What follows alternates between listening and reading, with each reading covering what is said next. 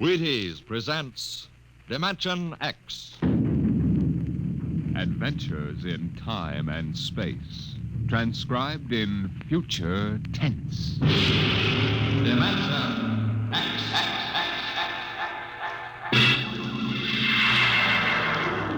On stage tonight, Dimension X, another in the Wheaties' big parade of exciting half-hour presentations.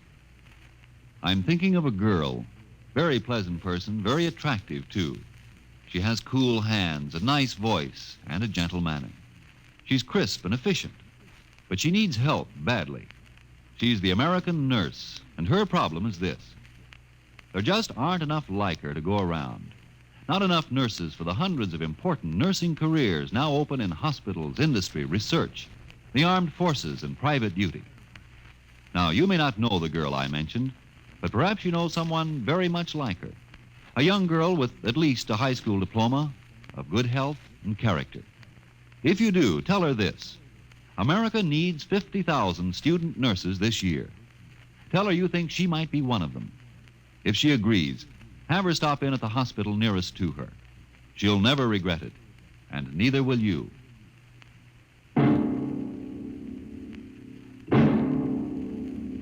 Now, tonight's adventure into the world of the unknown, the world of Dimension X. The doll shop stood on a quiet Washington side street, not too far from the sprawling Pentagon building. A woman and a child waited outside, the little girl peering eagerly through the window at the dolls inside, and the woman glancing impatiently at her wristwatch, as if expecting someone who was late for an appointment. And there was nothing about the doll shop to warn them that they were waiting to keep an appointment with doom. Oh, Mommy, look! Yes, what is it, dear? In the window of the shop, the tiny dolls. Oh, Mommy, do you think Daddy will buy me one? Well, we'll ask him when he comes, dear. He said 3 o'clock on this corner. I see him, Mommy. There he is. Oh, Henry, here we are. Hello, dear. Hi. Sorry I'm late. Well, we've been waiting for you. Cindy's been Yes, telling... I'm afraid I'll have to call off the shopping, Alma. Oh, Henry, we promised. Yes, I know. Cindy. I'm sorry. It's just one of those things. You've been the wife of an Army colonel long enough to know his life isn't his own. What is it this time? Oh, some more of that flying sphere nonsense. The pilot who says he sighted it last month crashed and was killed today, so the general wants a full report. Dear, what next? Daddy. We'll have a staff meeting at the Pentagon at 3:15. Daddy, look in this window. Oh, I haven't time, dear. Just for a minute, Daddy, please. Cindy, I haven't time to stop and watch a bunch of 6-inch dolls parading around in the shop. Say they are lifelike, aren't they?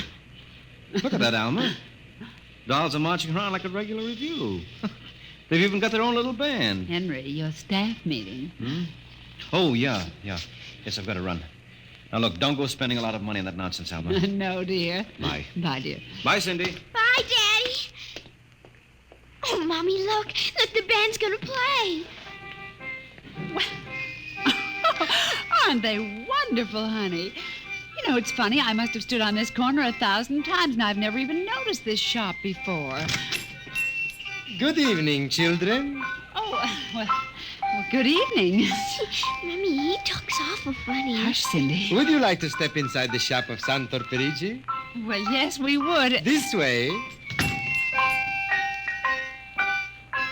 Oh, Mommy, it's like fairyland. Here in the shop of Santor Perigi, creator of Perigi's Universal Wonderful Dolls, the world of adult reality is blended with the world of child's fantasy. This is a new shop, isn't it, Mr. Perigi? What is new and what is old? Come, this way. Would you like to meet one of my little ones? Oh, yes. This one in the red jacket is Toto. Speak, little one. How do you do? Oh, isn't that wonderful? Mommy, he talks. The doll talks. Amazing. It's absolutely amazing. That is nothing for Perigi's wonderful dolls. Listen, sing, Toto. Sing for the little girl. My name is Toto.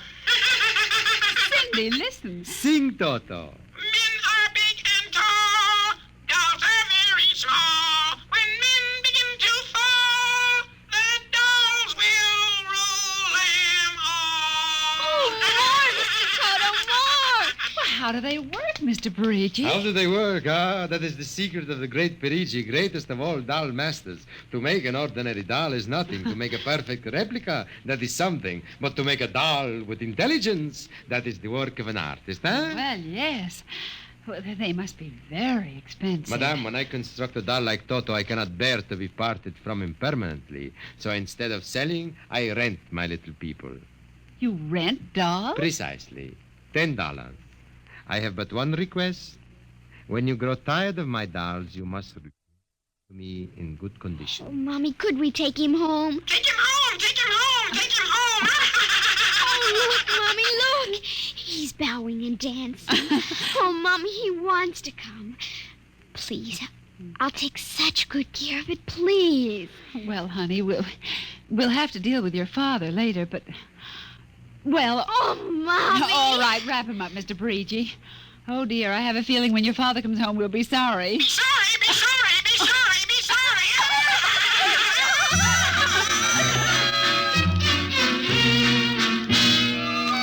Now, Toto, this is my room, and you're going to sleep right here next to my pillow. Oh, Toto, don't laugh like that. I'm going to have to teach you some manners.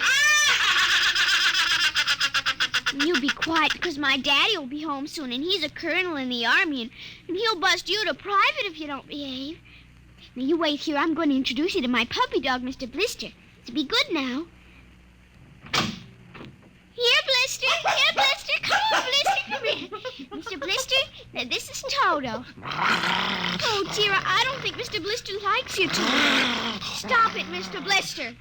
Now, come over here and shake hands with Toto, Mr. Blister. Come on, now. Mr. Blister, let him go. Let go. Let go. Cindy, Mr. Blister, come over here. Why, what happened, dear? Mr. Blister tried to bite my doll. Look how frightened Toto is. Dolls don't get frightened, Cindy. But he is, Mommy. He screamed. You just imagined it, honey. But he did. He did. Well, Mr. Blister didn't mean it. You know he's the gentlest little pup alive. He isn't. He's nasty and I hate him. Cindy, you've hurt his feelings. Okay.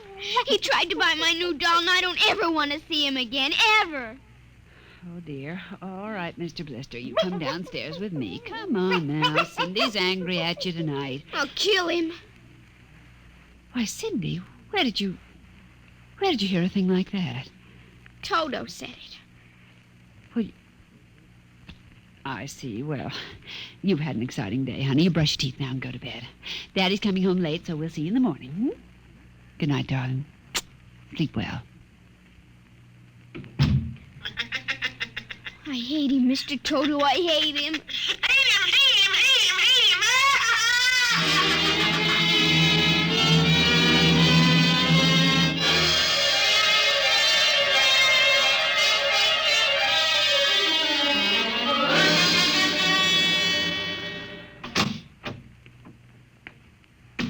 him! Morning, Alma. Breakfast ready? Just a minute.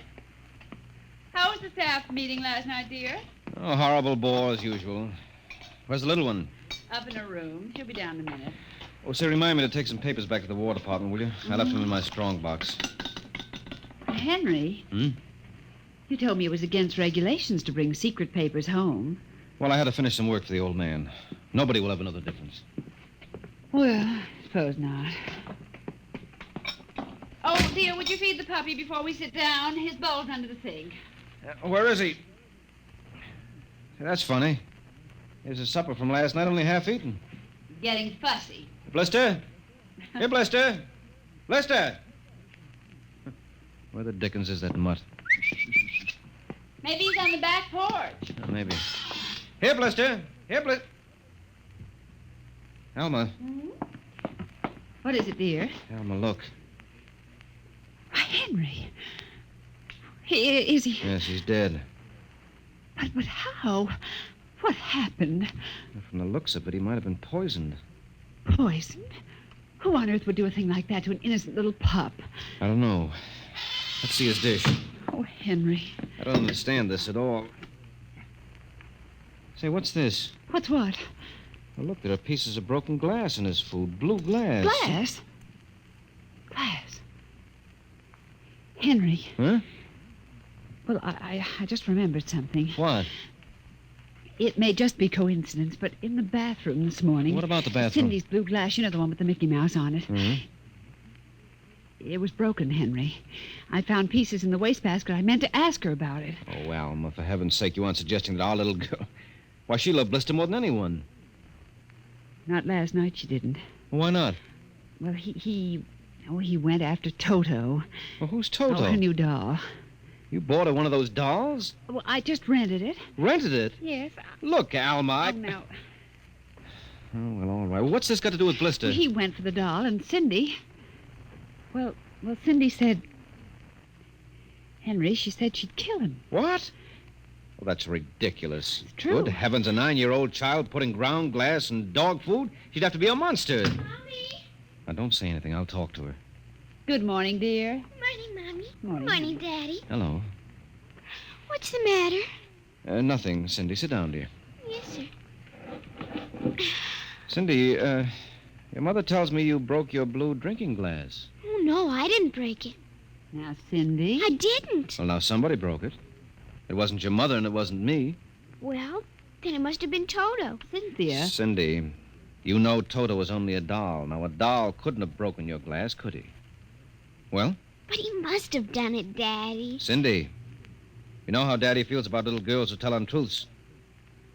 Now, did you break your glass and maybe accidentally get some pieces into Mr. Blister's dish to sort of punish him for biting your doll? Oh, no, Daddy. I'd hate to think you'd done something you knew was wrong and you were blaming it on a doll. What's the matter with Mr. Blister? Is he sick? He's dead, Cindy. Oh, no, he can't be dead. He isn't dead, Daddy. No, he isn't. He isn't. Mommy, Yes, dear. but he'll come back. He has to come back. No, he won't come back, honey.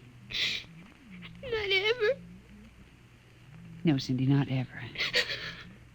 Now that we've told you, Cindy, do you want to change your mind about the glass? Henry, let her alone. Daddy, you think I killed?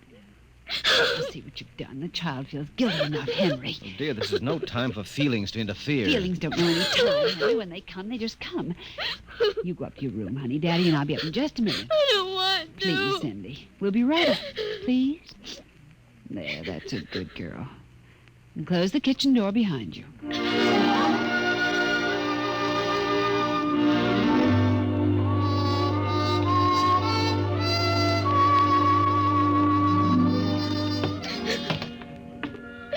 Mr. Blister's dead. And he isn't coming back.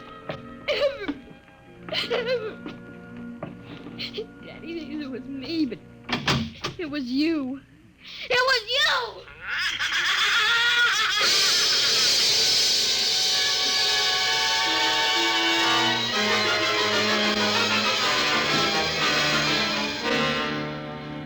Dimension X will continue in just a moment. You know, friends, Breakfast of Champions is a whole lot more than a phrase written across a package of Wheaties. There's one thing I could tell you. I could tell you that it means champions in the world of sports eat Wheaties. And it's so true. You bet it is. But I've got a better idea, and one I think you'll like. I think perhaps you'd rather get the story from a champion himself. So here is a champion. Will you introduce him, Ed Prentice? Now, young man, will you tell us what you do for a living? I pitch. You what? Pitch. You know, baseball. When you have a baseball team, you have to have a pitcher. I'm a pitcher. I pitch. Oh, yes, I see. And are you on a team? Yes, sir. I'm on the Cleveland Indians. Cleveland Indians, hmm? What is your name, young man? I'm Bob Feller, and you know it as well as I do, Ed. Sure I do, Bob. It's good to see you. This makes your 14th season playing with the Indians, doesn't it? Yep, Ed. 14 years. Well, tell me, Bob, how long you been eating Wheaties? Oh, about 20 years, give or take a couple. You mean you started eating Wheaties before you started playing ball? Why, of course. What's so strange about that? Most people start eating Wheaties before they get to playing ball. In fact, most people never start playing baseball. You don't have to be a ball player to enjoy the lift you get from Wheaties with milk and fruit. You're right as rain, Bob. No champ ever said a truer word about Wheaties, Breakfast of Champions.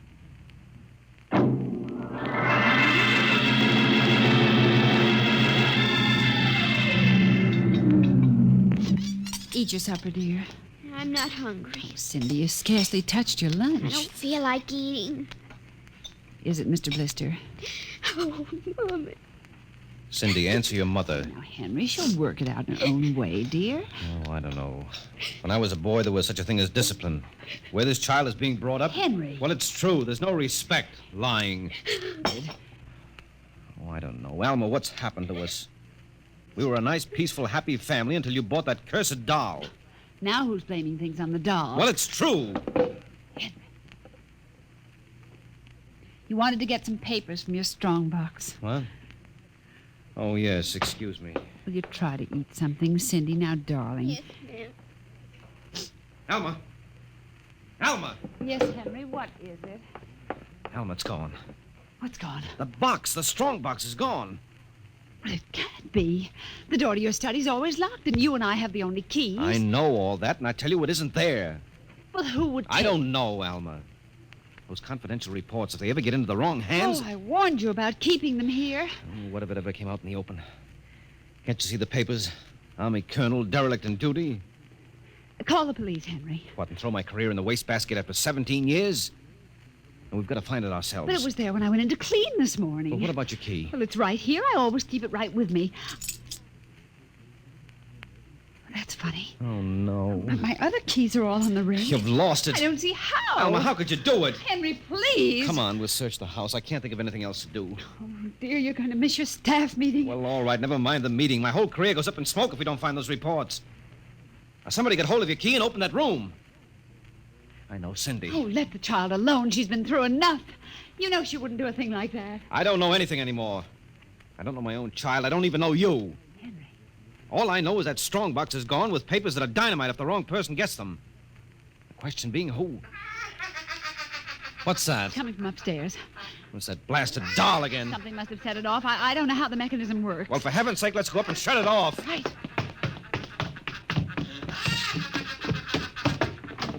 Toto, kill him. How do you do? Stop How it. do you do? How do you do? Blasted little imp. There. Henry, Ever since we've got this thing... Henry. What? look. Where? What? Around the doll's neck. The key. The key to your study. It was Cindy, after all. I don't believe it. Ever since she got this fool doll, she's been acting half insane. First the dog, now this. I think she hates us, Alma. Henry, Cindy is my child, and I know her. I know she's a good, sensitive little person with no malice in her. You're just simply refusing to face the facts, dear. What are you going to do? I'm going downstairs and have a talk with that young lady.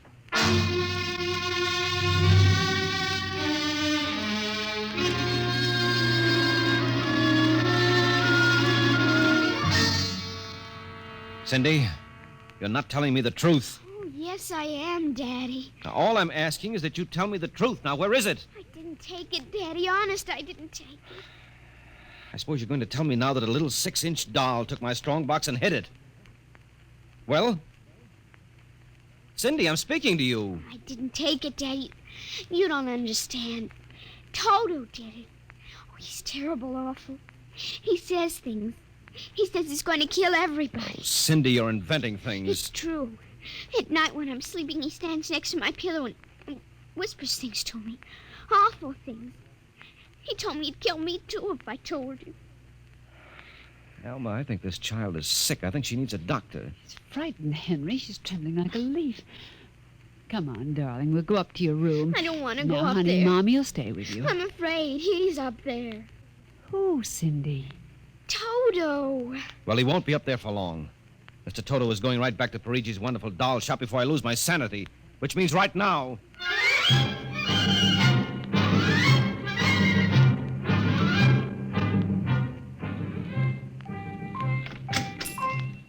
Ah, Colonel Grayson.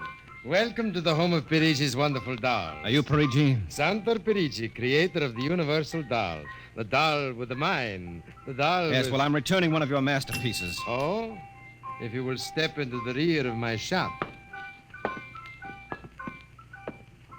Now, what is the complaint? There's no complaint. Here's your doll. Good riddance. My little Toto, rejected, you found the world of men too filled with hate. Hate, hate, hate, hate. We will change all that later on. Return to your comrades in the window, little one. And now, Colonel Grayson? I think we have no further business, sir. Ah, but we do, Colonel. Let me see. Ah, yes. Here it is. Do you recognize this, Colonel? That's my strong box.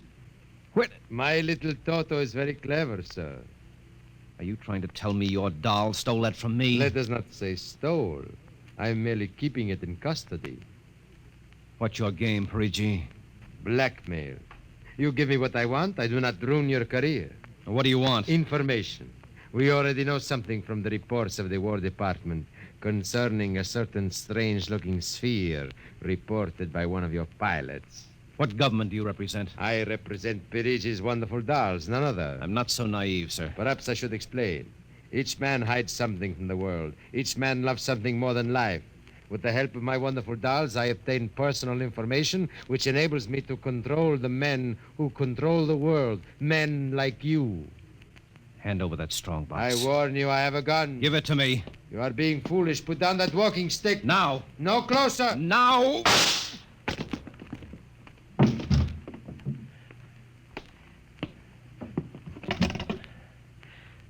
Hello. Give me the police. Hello.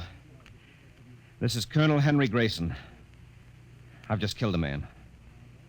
Perigi's doll shop, corner of 4th and Lexington. The body is in the rear. I'll wait for you. Shut up. Shut up, you little fiend! Colonel Grayson! Did I hear you speak? Colonel Henry Grayson! Oh, it can't be. I must be going out of my mind. A 6-inch doll. Shut up! Your master's dead! You are mistaken, Colonel. I, Toto, am the master. What do you mean? If you will examine the body of Santor Perigi, you will see that he does not bleed. And he does not bleed, Colonel, because Santor Perigi never lived. Never lived. Santor Perigi is a doll. A doll? But he's a man. He talks. He walks. The people of Meritrix are skillful doll builders. Meritrix? Doll builders?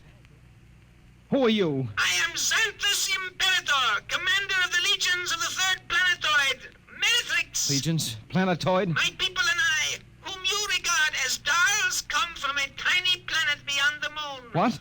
So small that it cannot support our population. That's true. We landed one of our space spheres on Earth 3 months ago with the intention of colonizing. Unfortunately, one of your pilots intercepted us. So that's why you wanted our information. Precisely. And you are human? Quite human. Of course, in order to deal with Earth people without suspicion, we were forced to construct Perigi, a man-sized doll. No, it can't be. I can't believe this. I'm having hallucinations. I've got to get out of here. That will be impossible.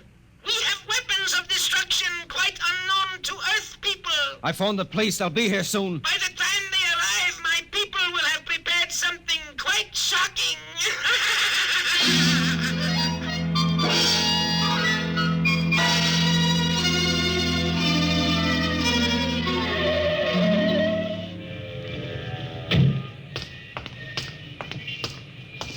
Keep me covered, Brian. Okay, Sarge. All right. You the guy who turned in the call? Yes, that's right, Sergeant. Where's the body? Well, you see, it isn't exactly a body. What do you mean? It's a doll. What? Now, wait, you've got to let me explain. I know this sounds fantastic, but I've stumbled onto an unbelievable plot. Yeah? Keep talking. Well, you see, these little dolls, they aren't really dolls. They're tiny people. Now, there's a big doll named Santor Perigi.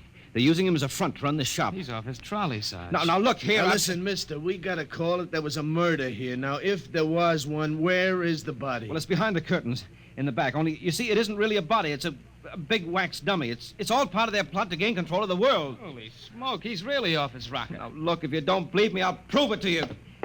Come here. Look behind this curtain and you'll see the dummy lying on the floor. Welcome, gentlemen. Are you looking for something? Perigi!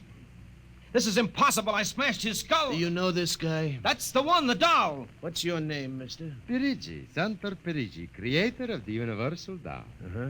You ever see this man? Never until just now. That's not true. He's lying. I tell you, he's nothing but a big doll. The real masters are the little dolls. Ryan, are you getting this? He's wacko, Sarge. No, Nice as a fruitcake. I'm not crazy. I tell you, I can prove it. They must have fixed up his head where I smashed it in. Touch him and you'll see. Mr. Perigi, you know what this guy is talking about? The man is demented, obviously. No, that's not true. I tell you, there's a plot to control the Earth. I've got to call the War Department. They want to know about the flying sphere. Holy mackerel, this gets worse every minute. Ryan. Take him to headquarters? No, save some time. Take him down to Psycho Ward. Okay, all right, Buck wait. Rogers. Come along nice and quiet. No, don't you see? He's nothing but a man-sized doll. Sure, and the little ones are going to take over the Earth, and you're going wait and cut out some nice paper dolls. Oh, please, listen to me. You've got to listen to me. You've got to. Sorry you had all this trouble, Mr. Perigi. Poor chap. He is obviously suffering from delusions. Well, he's not the only one in Washington today. You know, we've been getting a whole string of crack-ups lately, bigwigs blowing their tops under pressure. If you could see some of the names in our confidential files... You keep confidential files on cases like this? Certainly. Believe me, they'd be dynamite if they ever got in the wrong hands. Well, I'd better be running along. Hey, is that a talking doll? Yes, Sergeant. My name is Toto. I dance and sing. Well, I'll be... Hey, my little girl would be nuts for that. So? Then please accept the doll for saving my life. That madman might have killed me. Yes, but Take Toto home with you as a gift. Well, now, I don't know, Mr. Perigi. It's against regulations for us to accept favors. But this is not for you. It is for your little daughter. And if you will only take the doll and give him a good home, you will be doing me a great favor. Well, then, if you insist, and thanks very much. When my kid sees this, will she be surprised? Yes, Toto will come as a great surprise. A very great surprise. Hey, Toto?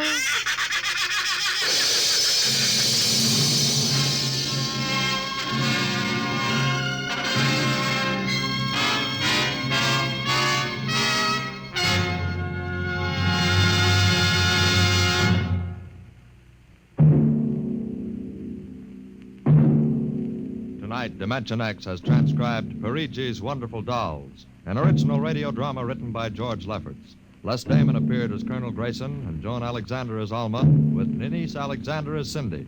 Joe DeSantis played Santor Perigi, and Leon Janty was Toto, the talking doll. Engineer Bill Chambers. Your narrator was Norman Rose. Music by Albert Berman. Dimension X is produced by Van Woodward and directed by Edward King. In a moment, we'll tell you about next week's show. And now, here is your Wheaties man, Frank Martin. Look at your Wheaties in a cereal bowl, and, well, they look pretty innocent, don't they? They're crisp, all right, and golden brown. And you know they've got that wonderful Wheaties nut-like taste. But where does all that energy come from? What is it about Wheaties that give you all those vitamins and minerals and protein? I'll tell you what it is. There's a whole kernel of wheat in every Wheaties flake. Not just a portion of a kernel, mind you, but a whole kernel of wheat. Now, that begins to explain things, doesn't it? Tells you why Wheaties Energy helps you feel good all morning long, like I keep saying. No wonder they're America's favorite whole wheat flakes, breakfast of champions and all that. Now you know why Wheaties at 7 can help at 11. Wheaties. Next week, the strange story of a curse that came true. It's the story of the Castaways, another adventure into the unknown world of tomorrow, the world of... Dimension X. And this is the Wheaties man, Frank Martin, inviting you to listen Saturday, that's tomorrow night, to Joel McRae in Tales of the Texas Rangers on the Wheaties Big Parade. See you then.